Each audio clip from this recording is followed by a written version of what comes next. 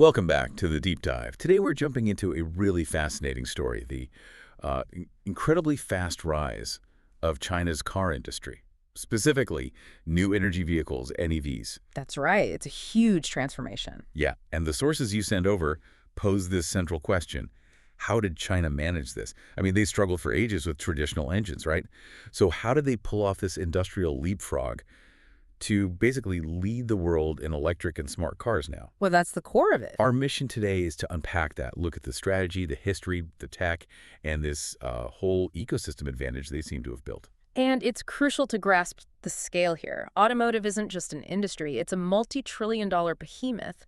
Think about the supply chains: steel, chemicals, oil, finance, and now increasingly software, AI, services. Right. Vast. And the shift to NEVs, focusing on electrification and intelligence, that's become the new benchmark for a nation's industrial strength. It really has. Okay, so let's rewind a bit. Because this leapfrog didn't come from nowhere, there was a long and frankly pretty tough history with traditional cars first. Absolutely. Decades of trying to catch up. It goes way back, doesn't it?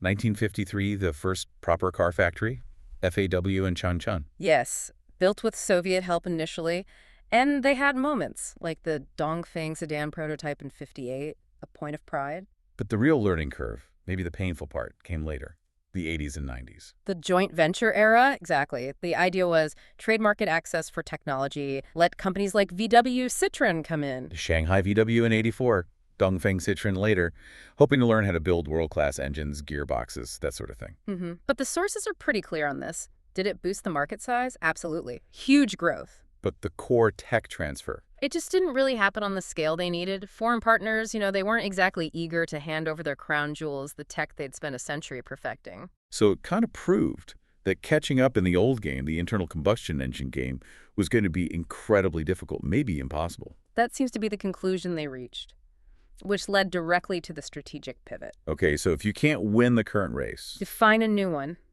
Focus on the next generation. and this wasn't a sudden decision, the NEV strategy was formalized surprisingly early. You said 2001. That's right. Under the National 863 program, this is significant. Explain the 863 program for people who might not know. Sure. It's basically a long-running, state-backed initiative focused purely on high-tech R&D, identifying key areas for the future.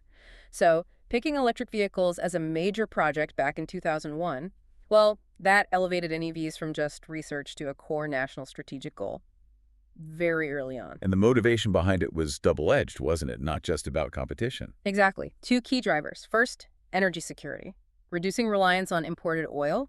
The sources actually trace this concern back to the Gulf War era, realizing that vulnerability. Interesting. And the second driver? The opportunity for genuine leapfrog development, a calculated gamble. Why keep banging your head against the wall of 120 years of combustion engine dominance? Why not jump ahead, try to define the next era of automotive technology? It's a bold move. And there's that anecdote you mentioned about Zusen. Yeah, the famous scientist. Apparently as early as 1992, he suggested just skipping gasoline cars entirely and going straight to new energy. Wow. Even though the tech wasn't there yet. Not feasible then? No. Ooh. But it shows the kind of long-term, almost audacious thinking that was floating around, which eventually led to that 2001 decision. Okay, so the strategy was set early. Let's look at the results. Did the pivot actually work? How fast did things change? The speed is, well, it's pretty staggering when you look at the numbers. China became the biggest car market overall back in 2009, producer and consumer. Right, that was the first big shift. But the export figures recently really tell the leapfrog story. In the first 8 months of the year, cited in the sources, nearly 1.82 million vehicles exported. And the growth rate. Up over 52% year on year. That pushed China past Germany to become the world's second largest auto exporter. Second largest. And the sources predict. They strongly suggest China will overtake Japan, likely in 2023, to become #1 globally. #1 exporter. That's a massive shift. And focusing just on NEVs. The dominance is already clear. Largest producer, largest exporter globally. Over 3.5 million NEVs sold in 2021 alone. That's roughly half the entire global market. Half the market. And the key to this, you're saying, isn't just assembly, it's the core tech. Absolutely. It's battery leadership. That's the heart of the NEV. It's the new internal combustion engine in terms of strategic importance. And the patent data backs this up. Dramatically. Look at lithium-ion battery patents. In 2020, China filed almost 24,000 applications. 24,000. And the U.S., just under 7,700. Japan, around 6,500. It's a commanding lead in the core intellectual property. And that translates directly to manufacturing dominance. It does. You see it in the market share. Remember, maybe 10 years ago, Japanese and Korean companies like Panasonic, LG, Samsung SDI, they were the battery giants. Yeah, they own that space. Yes, 6 Chinese companies are in the global top 10 for batteries. CATL, BYD. They're huge players now. Okay, so that's with the incredible success. Now let's get into the how. It wasn't just throwing money at R&D, right? The sources talk about systemic advantages. Right. It's about sustained strategic planning and execution. How do they maintain that focus over such a long period? Well, the sources call it unwavering determination. This NEV strategy wasn't just a fad. It was embedded in 6 consecutive 5-year plans. That's 6. So from the 8th FYP all the way to the 14th. Exactly. That provides incredible long-term policy stability and guarantees investment in a way that, frankly, systems with shorter electoral cycles often struggle with. The consistency. Yes. And then there's resource control. They saw early on that lithium was going to be critical, the new oil, essentially. So they moved to secure supplies. Aggressively. Both finding domestic sources and investing heavily overseas. Australia, Argentina, Mexico, the Congo. Big projects. The goal was explicit. Avoid being dependent, avoid being choked, as one source put it, by other countries controlling the raw materials needed for batteries. Strategic foresight. Okay, policy stability, resource control.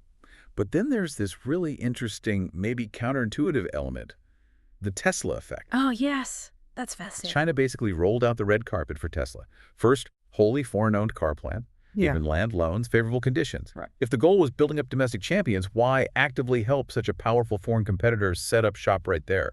Seems risky. It was definitely a calculated risk. But the sources argue the strategy was quite sophisticated. Tesla wasn't just seen as a competitor, but as a catalyst, a catfish thrown into the pond. A catfish, to stir things up. Exactly. Tesla's presence, their efficiency, their technology, it forced the entire domestic supply chain to up its game dramatically. It set a world-class benchmark right there in China. Domestic companies had to improve quality, efficiency, innovation, just to keep up. So Tesla helped perfect the very ecosystem that Chinese companies now dominate. In a significant way, yes. Tesla validated the market, pushed the supply chain to mature incredibly quickly.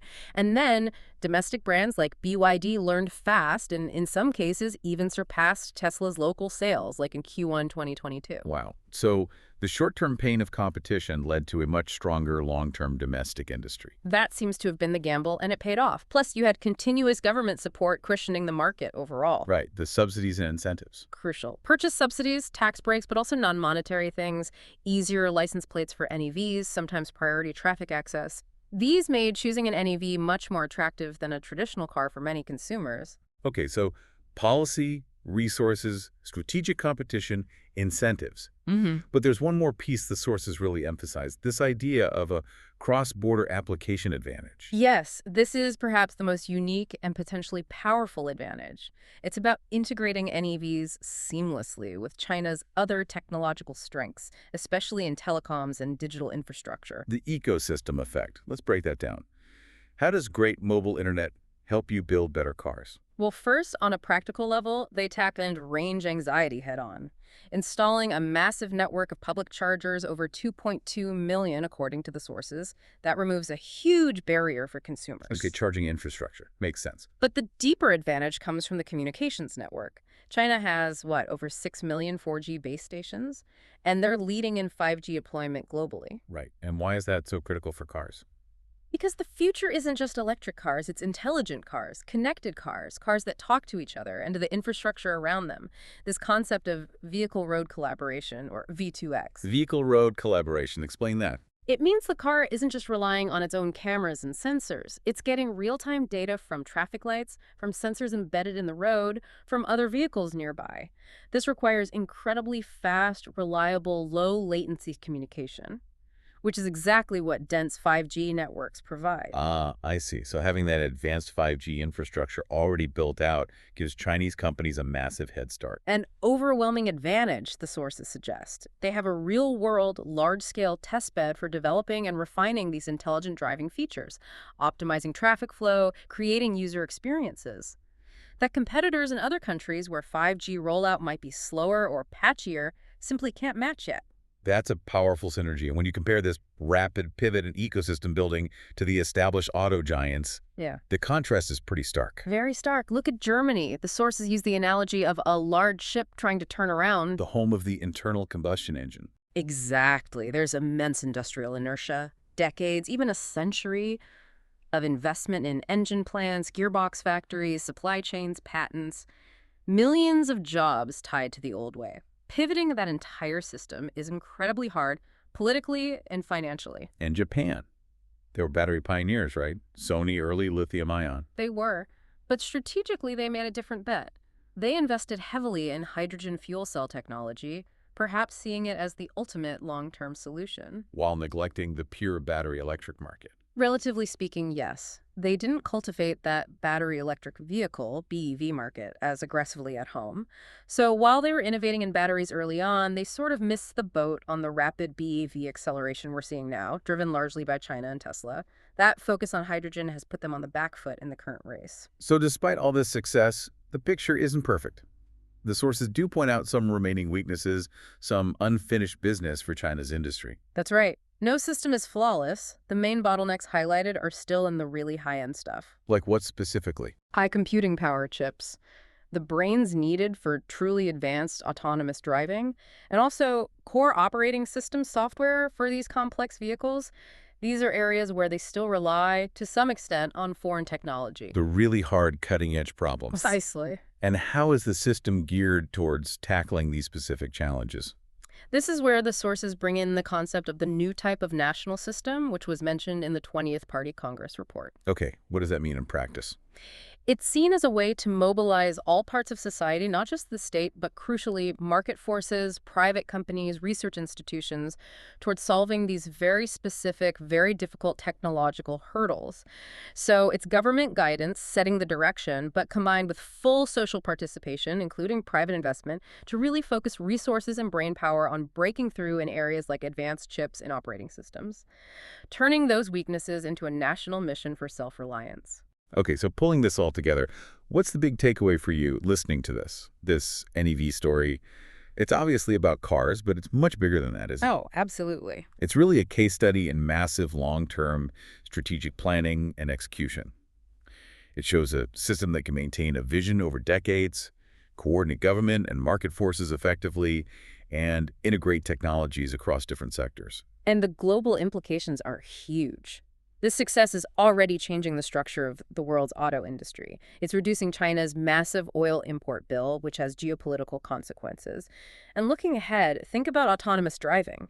The country that masters NEVs at scale is likely going to be the one that defines the standards for autonomous systems, for smart cities, for how we interact with mobility itself. That really is the core of it, which leads to a final thought for you to consider. We've seen the ecosystem advantages China has built: batteries, resources, 5G infrastructure. We know traditional car makers are winding down investment in combustion engines. So the question is, how quickly does the whole idea of the car, as we know it, get replaced by this integrated smart mobility platform? And perhaps more importantly, who gets to write the rules and set the standards for that future, for everyone else? Something to think about. Thanks for joining us on The Deep Dive.